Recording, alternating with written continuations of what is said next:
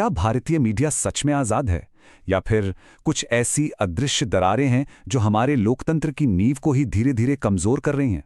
आज हम इन्हीं सवालों की तह तक जाने की कोशिश करेंगे। ये एक आवाज है जो आजकल लगभग हर जगह सुनाई देती है। मीडिया पक्षपाती है ना? ये एक ऐसा आरोप है जहां से अक्सर कोई भी बहस शुरू होती है। और फिर इसी शक के ऊपर एक और परत चढ़ जाती है कि मीडिया किसी के इशारों पर काम कर रहा है, उसे कंट्रोल किया जा रहा है। और आखिर में आता है सबसे तीखा और सीधा आरोप कि मीडिया तो बिका हुआ है। अब देखिए, ये तीनों शिकायतें जब एक साथ मिलती हैं तो एक बहुत बड़ी और धुंधली तस्वीर बनाती हैं। आज हम उसी तस्वीर को थोड़ा साफ करने की कोशिश करेंगे। तो सवाल यही उठता है कि क्या ये सिर्फ लोगों का गुस्सा है, एक शोर है, या फिर वाकई भारतीय मीडिया के सिस्टम में, उसके ढांचे में कोई गहरी समस्या आ गई है? चलिए इस शोर के पीछे की सच्चाई का पता लगाते हैं। तो सबसे पहले ये समझना जरूरी है कि आखिर मीडिया इतना जरूरी है क्यों, और पिछले कुछ सालों में इतना बदल कैसे गया है। यहीं से हमारी पड़ताल शुरू होती है। इसको ऐसे सोचिए, अगर लोकतंत्र एक शरीर है तो मीडिया उसकी ऑक्सीजन लाइन है। इसके बिना जानकारी का यानी इंफॉर्मेशन का फ्लो रुक जाता है और पूरा का पूरा सिस्टम घुटने लगता है। यही वो जरिया है जो सच को सत्ता से जनता तक पहुंचाता है। पिछले सिर्फ 20 सालों में भारतीय मीडिया में एक भूचाल सा आ गया है। पहले टीवी चैनलों की बाढ़ आई, फिर डिजिटल न्यूज़ ने अपनी जगह बनाई, और अब तो सोशल मीडिया ही असली अखाड़ा बन चुका है, जहां हर रोज एक नई जंग छिड़ी रहती है। तो अब थोड़ा पर्दे के पीछे झांकते हैं। वो कौन सी 3 बड़ी ताकतें हैं जो बड़ी खामोशी से ये तय कर रही हैं कि हम तक कौन सी खबर पहुंचेगी और कौन सी दबा दी जाएगी। ये 3 ताकतें एक अदृश्य जाल की तरह काम करती हैं। पहला, बड़े बड़े कॉरपोरेशंस का मालिकाना हक। दूसरा, पैसा कहां से आ रहा है। और तीसरा, दर्शकों को अपनी तरफ खींचने की ये जो अंधी दौड़ लगी हुई है वो। तो पहला मुद्दा है मालिकाना हक का। जरा सोचिए, जब एक मीडिया हाउस का मालिक वही कॉर्पोरेट ग्रुप हो जिसके हजारों करोड़ के दूसरे बिजनेस सरकार की नीतियों पर टिके हों, तो क्या वो मीडिया सच में निडर होकर सरकार से सवाल पूछ पाएगा? यहीं से हितों का टकराव यानी कॉन्फ्लिक्ट ऑफ इंटरेस्ट शुरू होता है। दूसरी बड़ी ताकत है पैसे का खेल। पहले मीडिया की कमाई का बड़ा हिस्सा सीधे पढ़ने वालों या देखने वालों से आता था, लेकिन अब पूरा गेम विज्ञापनों पर टिका है।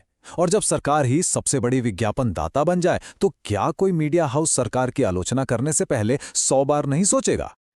और तीसरी ताकत है टीआरपी के जंग। चैनलों के बीच हर रात एक युद्ध जैसा होता है, ज्यादा से ज्यादा दर्शक कैसे खींचे जाएं। और इस शोर शराबे में जो गंभीर मुद्दे हैं, जो जरूरी मुद्दे हैं, उनकी आवाज अक्सर दबकर रह जाती है।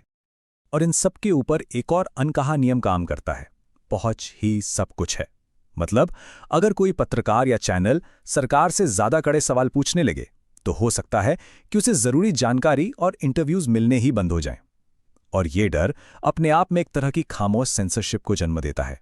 तो इन सब ढांचागत दरारों का आखिर नतीजा क्या निकल रहा है, और क्या डिजिटल मीडिया इस खालीपन को भरने में कामयाब हो पा रहा है? चलिए देखते हैं। इसका असर हमें प्राइम टाइम की बहसों में साफ साफ दिखाई देता है। इमोशनल और पहचान से जुड़े मुद्दों पर तो घंटों घंटों बहस होती है, लेकिन हमारी और आपकी जिंदगी से जुड़े असली मुद्दे जैसे कि अर्थव्यवस्था, बेरोजगारी, स्वास्थ्य और शिक्षा, वो अक्सर टीवी स्क्रीन से गायब ही रहते हैं। तो नतीजा एक खतरनाक चक्रव्यूह जैसा बन गया है। खोजी पत्रकारिता यानी इन्वेस्टिगेटिव जर्नलिज्म दम तोड़ रही है, क्योंकि उसमें पैसा भी लगता है और जोखिम भी बहुत है।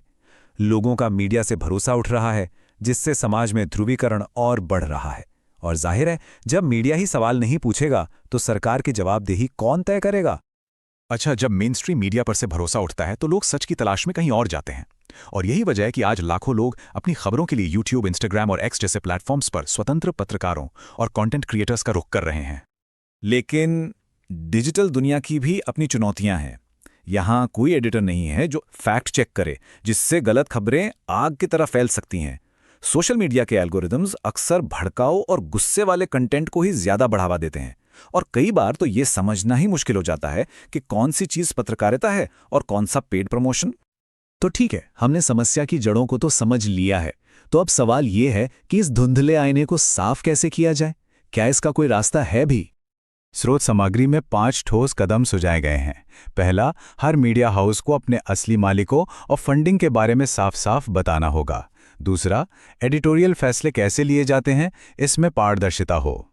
तीसरा, सरकारी विज्ञापन और आलोचनात्मक पत्रकारिता के बीच एक मजबूत दीवार होनी चाहिए। चौथा, खोजी पत्रकारिता को फिर से जिंदा करना होगा। और पांचवा, मीडिया पर नजर रखने के लिए स्वतंत्र संस्थाओं की जरूरत है।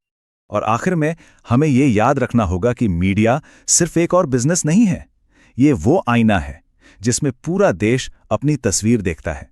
और अगर आईना ही धुंधला हो तो देश सही रास्ता कैसे देख पाएगा? तो अंत में असली सवाल सिर्फ सरकार की ताकत का नहीं है। असली सवाल तो यह है कि क्या हमारा पूरा सिस्टम, जिसमें मीडिया, अदालतें और हम नागरिक भी शामिल हैं, क्या यह सिस्टम इतना मजबूत है कि वो हर शक्तिशाली व्यक्ति को जवाबदेह ठहरा सके? इस सवाल का जवाब ही हमारे लोकतंत्र का भविष्य तय करेगा।